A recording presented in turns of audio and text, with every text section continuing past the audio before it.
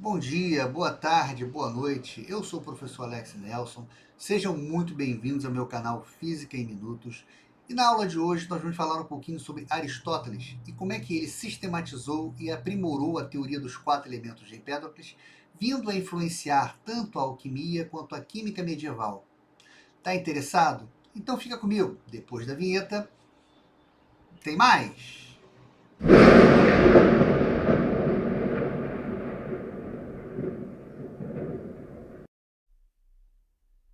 Como vimos no vídeo anterior, Empédocles, um filósofo pré-Sócrates, propôs a teoria dos quatro elementos como uma explicação fundamental para a composição do universo. Esses quatro elementos eram terra, água, ar e fogo. Segundo Empédocles, todas as substâncias eram compostas por diferentes combinações desses elementos, e a mudança na natureza era resultado da mistura e separação desses componentes, baseados ou na força do amor, que mantinha esses elementos unidos, ou na força do ódio, que buscava separar esses elementos. Buscando compreender a explicação da natureza do universo, Aristóteles, um filósofo grego posterior, vai atribuir qualidades específicas a esses quatro elementos de Empédocles. Ele estava interessado em desenvolver uma teoria mais completa e sistemática do movimento, incorporando a ideia dos elementos em sua filosofia.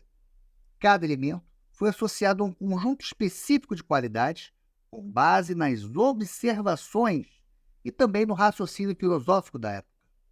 Essas qualidades eram parte da teoria aristotélica dos quatro elementos e estavam ligados ao que Aristóteles chamava de qualidades primárias, e que seriam as propriedades fundamentais que compõem a natureza dos objetos. Aristóteles acreditava que essas combinações de elementos e qualidades determinavam as propriedades físicas, químicas e até mesmo comportamentais das substâncias.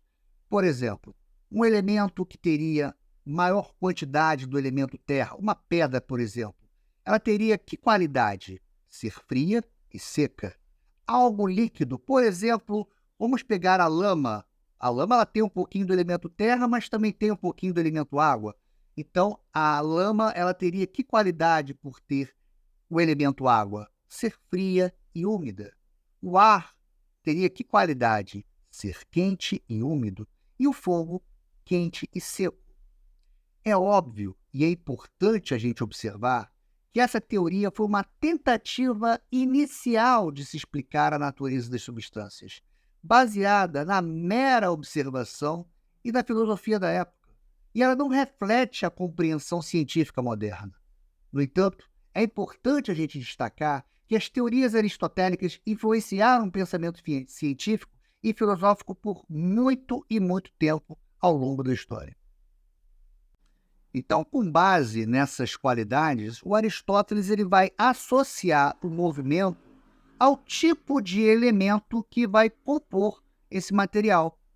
Por exemplo, quando você pega o elemento terra, uma pedra, por exemplo, ela teria que qualidade? Ser seca e ser fria.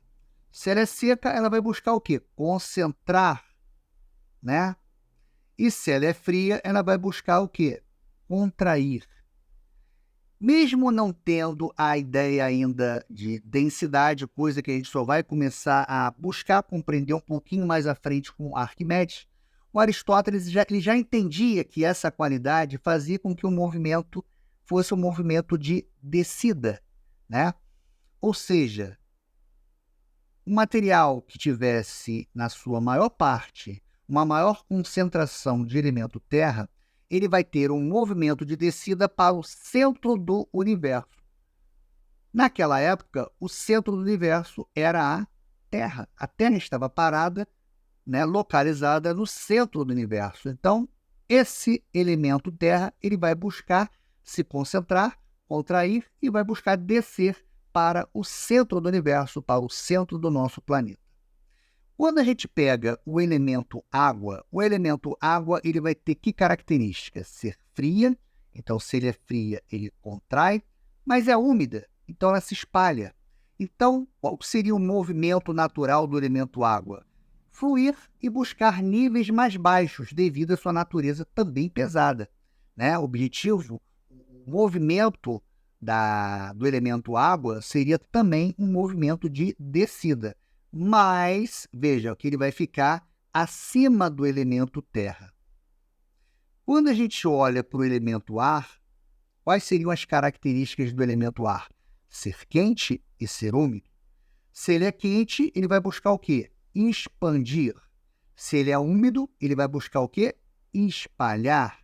Então, esse elemento ar, né, o seu movimento natural é um movimento de subida, subida para o topo, devido à sua natureza mais leve. Então, perceba que o elemento ar ele vai buscar ficar acima do elemento água. E, por último, o elemento fogo, né, cuja qualidade é ser quente e seco.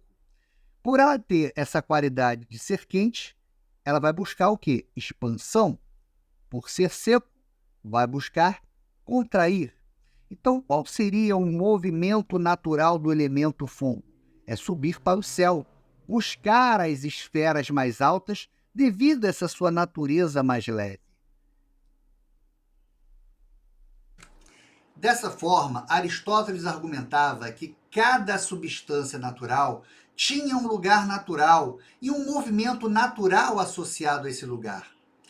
Os elementos eram colocados em esferas concêntricas ao redor da Terra, com o fogo ocupando o lugar mais alto e a Terra o lugar mais baixo. Essa teoria dos quatro elementos de Aristóteles foi amplamente aceita durante a Idade Média e Renascença.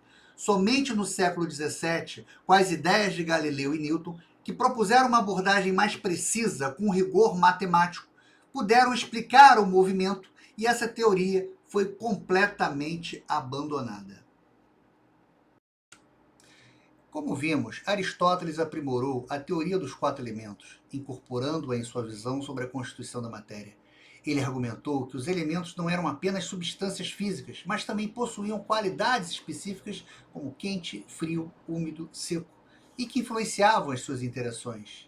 Os quatro elementos foram integrados à cosmologia aristotélica, que descrevia a estrutura e o funcionamento do universo de acordo com a visão de Aristóteles.